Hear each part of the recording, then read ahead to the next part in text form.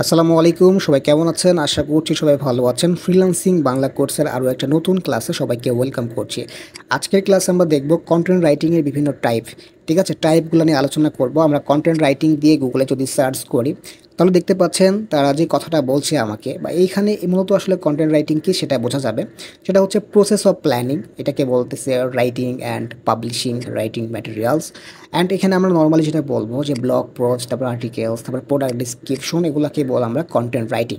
So আমি যদি একটা আপনাকে দেখাই যে একটা ব্লগ পোস্ট কেমন হয় আর কি, হ্যাঁ, এখানে যে পোস্টগুলো দেখতে পাচ্ছেন সবগুলো ব্লগ পোস্ট বলে।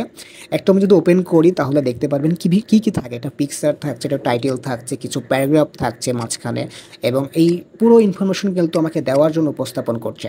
এবং মাঝখানে কিছু আমাকে একে বলছে রেফারেন্স ইমেজ, যেটাকে বলে সেটা থাকছে যাতে করে বোঝা যায়, এবং কিছু বুলেট পয়েন্ট দেওয়া আছে। সো এই পুরো সিস্টেমটা হচ্ছে কন্টেন্ট রাইটিং এর মধ্যে পড়ছে। এবং এক নম্বর টাইপের মধ্যে যেটা পড়ে সেটা হচ্ছে SEO writer. So SEO writer হচ্ছে আপনার কন্টেন্টটাকে, এটা দেখবেন ফাইবারে কিন্তু আছে, এই বিষয়ে গিগ রয়েছে অনেক।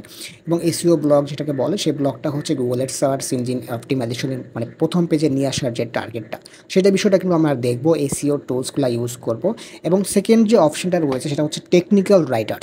টেকনিক্যাল বলতে বিভিন্ন আপনার যে সফটওয়্যার রয়েছে, যে হার্ডওয়্যার ব্যাপারগুলো রয়েছে, ইলেকট্রনিক্স ডিভাইস, তারপরে আপনার ইঞ্জিনিয়ারিং আর্কিটেকচার যেগুলো থাকে সেই বিষয়ে লেখালেখি করা বা এফএকিউগুলো লেখা, হ্যাঁ, সফটওয়্যারের ডিসক্রিপশন লেখা, এগুলো কিন্তু টেকনিক্যাল রাইটার্সের মধ্যেই পড়ে। হ্যাঁ, এবং যে পরবর্তীতে যে অপশানটা রয়েছে সেটা হচ্ছে লিড জেনারেশন রাইটার্স। বিভিন্ন বিভিন্ন কোম্পানি যে আপনার এসিএম যে বিষয়গুলো রয়েছে, সেই লেখালেখি যেগুলো আছে, হ্যাঁ, সেগুলো যে লিখবো সেইটা লেখার জন্য আমাকে লিড জেনারেশন রাইটার্সের মধ্যে পড়ে। বেসিক্যালি আসলে যদি বলেন তাহলে এটার বর্তমান অবস্থা খুবই বাজে। এখন বর্তমানে সবাই কিন্তু এইটার এভাবে আসলে ফ্রিল্যান্সার হায়ার করে না। আমি আপনাকে বলে দেবো বর্তমানে ট্রেন্ডিং যে ব্যাপারগুলো রয়েছে সেটা আমি আপনাকে বলে দিচ্ছি যে কোনগুলো ট্রেন্ডিং রাইটিংয়ের মধ্যে পড়ে। ঠিক আছে? এটা আমরা একটু স্কিপ করব। খুবই ট্রেন্ডিং ব্যাপার নিয়ে আমরা আসলে কাজ করব। অ্যান্ড লিগ্যাল রাইটার্স নিয়ে আমরা কাজ করব না, কারণ এগুলো লয়ার্স, তারপরে খুব যে প্রফেশনাল লেখাগুলো যারা কোর্টের ব্যাপারগুলো সেগুলো রয়েছে, সেগুলো যারা লেখা ওগুলো আমরা একটু স্কিপ করব।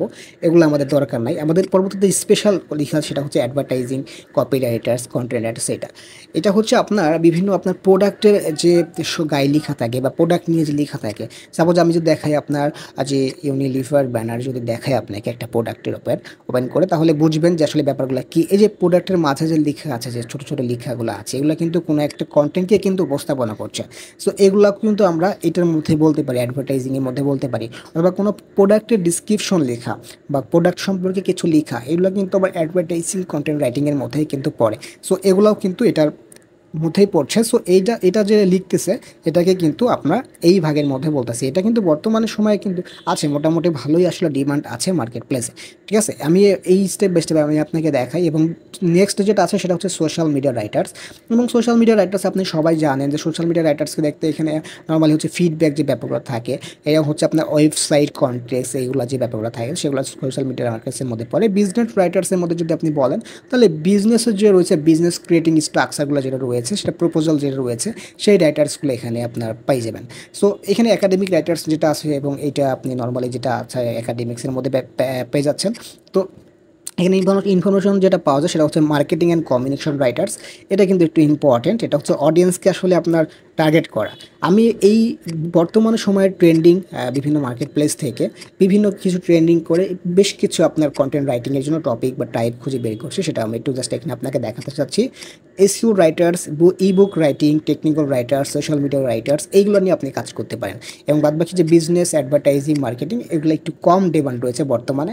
সো যেগুলো নিয়ে আমি কথা বললাম সেগুলো নিয়ে আমরা ভবিষ্যতে আসলে ডিপলি আলোচনা করব, এবং ওইভাবে আসলে লেখার ট্রাই করব। যেহেতু আমাদের এই কোর্সটি একটি পুরোপুরি সম্পূর্ণরূপে কোর্স, সেই ক্ষেত্রে যে স্কিলগুলো আপনারা শিখবেন পুরোপুরি শেখার ট্রাই করবেন, যাতে করে ভবিষ্যতে আপনার কোনো সমস্যা না হয়, এবং এই বিষয়ে যেন আপনি ডিপলি নলেজ রাখতে পারেন। ঠিক আছে? ওকে, সো আজকের ভিডিও এই পর্যন্তই ছিল। তো পরবর্তী ভিডিওতে সবাইকে আমন্ত্রণ জানাচ্ছি। ভালো থাকবেন সবাই, সুস্থ থাকবেন। আসসালামু আলাইকুম।